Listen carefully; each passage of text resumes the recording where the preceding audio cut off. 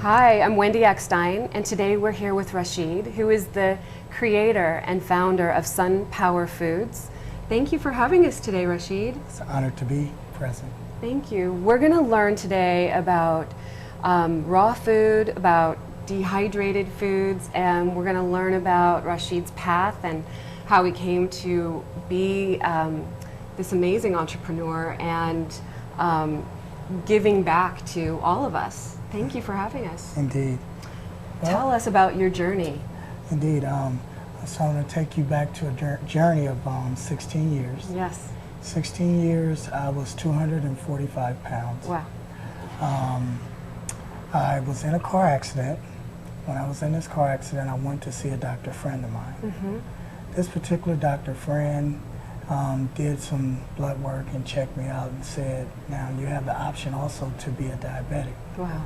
He said, or you can change that by changing what you eat. So he gave me minor tools. I intook it.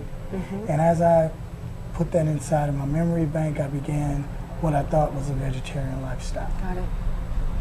What you thought was a vegetarian what I lifestyle. thought was a vegetarian. Okay, that's key. So as I'm going, I'm eating this way. I lost a lot of weight, you know, and I went to visit my mom one day, and she said, wow, you look sick. What was she responding to?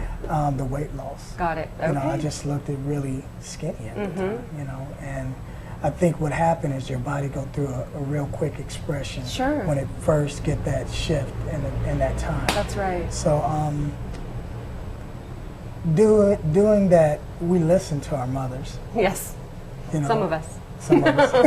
And so immediately I put back in my lifestyle turkey and fish. And as I started doing that, started to slowly pick back up the weight a little bit. Did you notice energy level changing when you added back the turkey and the fish? Totally. The turkey has something in it that makes you very sleepy. So I would need sleep, you know, after I eat it. You know, bam, I'm out.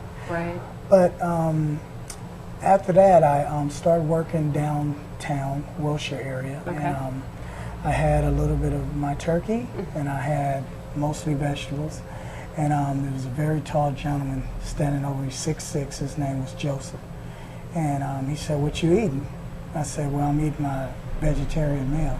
He said, "Vegetarian," and he touched my hand like this, and he said, "Why go halfway when you can go all the way?" Wow.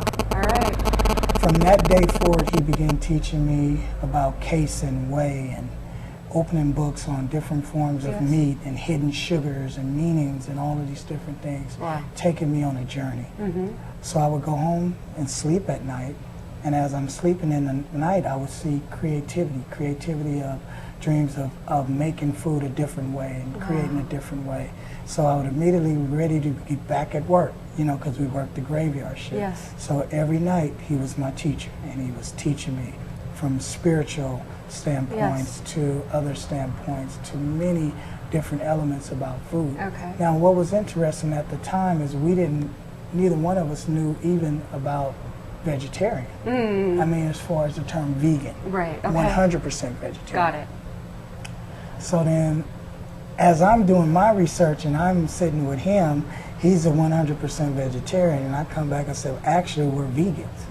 You know, so now we know what vegans are. Yes. So we start off on this vegan journey.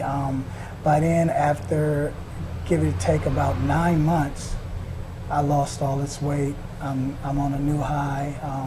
At the same time, I was married at the time, I was introducing it to my wife, you know, and introducing it to my firstborn. Wow. And she said, I'll try it. You know, if That's you can make wonderful. something taste good, I'll try it. So she did it, you know, and she became a vegan. So she kind of started like a year and a half after me, and she became a vegan, and we raised the first one vegan, you know, and then my next born was raw and vegan from birth. Wow. Because it kind of transformed into raw foods from vegan. Let's all back food. up a little bit, Okay. because I want to talk about now, you were preparing these wonderful meals for your wife and your children, Yes. and somehow there was a transition to be made from preparing these amazing foods for just your friends and family Yes. to an extended population. What happened? Well, now this is another interesting story, and some would say kind of strange, but I'm gonna put it out there, and I'm just gonna say Okay, it. it's so what y'all happened. have to stroll with me. So I'm working as a security agent. Okay, that was my job. As a security agent, we're 15 level clearance. Okay. Okay, so I'm working from Beverly Hills to the streets of Sunset. Oh my. Okay. Now, I was working undercover at Louis Vuitton. Okay. I'm standing there, you know, I'm shining, and at the time I had the bald head. I wore that for like at least 9 years. Wow. And there's a gentleman that walks up with 2 Mayan culture statues. Okay. Yeah. He walks up and he says to me, he says, "I know you, and I'm supposed to help you." Wow.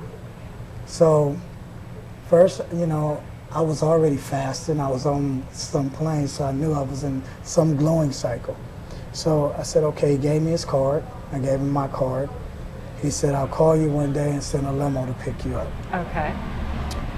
So 2 days later, you know, he called me up. He said, "Okay, I'm gonna come, you know, pick you up," because by then we had talked a few times on the phone. I said, "I'm vegan, raw food is all of this good stuff." I said, also, I said, for the last 2.5 years, I've been what they call asexual, and I'm on a journey. You Right, know? right. So he was like, "You mean a guy like you, this?" He's like, I'm just telling him a bunch of bull crap. Right, right. So anyway, he sent the limo. They picked me up, brought me back to Beverly Hills. The first stop we went to was like an underground club. Okay.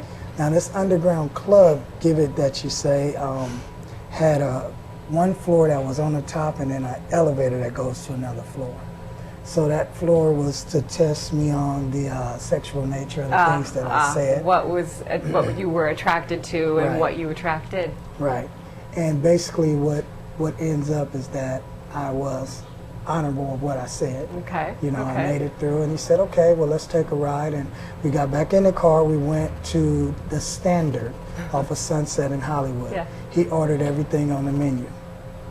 And I said, "Dearly beloved, I'm telling you, I don't eat this. You know, I'm true to what I stand by, and I'm on a mission, you know." So then after that, we left there. Now, by this time at night, he liked to party. He was, you know, drinking. I was kind of like his security, but also like it was a test to see who I was. You know, so he dropped a bunch of money on the in the car of the limo. Temptation. As we went back home, dropped me off. I was staying in the city of Hawthorne at the time. I grabbed the money, put it away, put it in my safe. A week and a half later, he calls me up. He said, "Okay, you have my money?" I said, "Sure." Sent the limo to pick me back up. Eventually, I was basically offered a place to live in Encino. And moved in, started taking care of his health. And he said, "I would like you to be my son." And his grandmother and his mother took me in, Jewish family, you know, and I took care of his health for a while. I adopted a condo in Encino. Wow. And they started financing, as they call it, my college tuition to raw and vegan. Same time.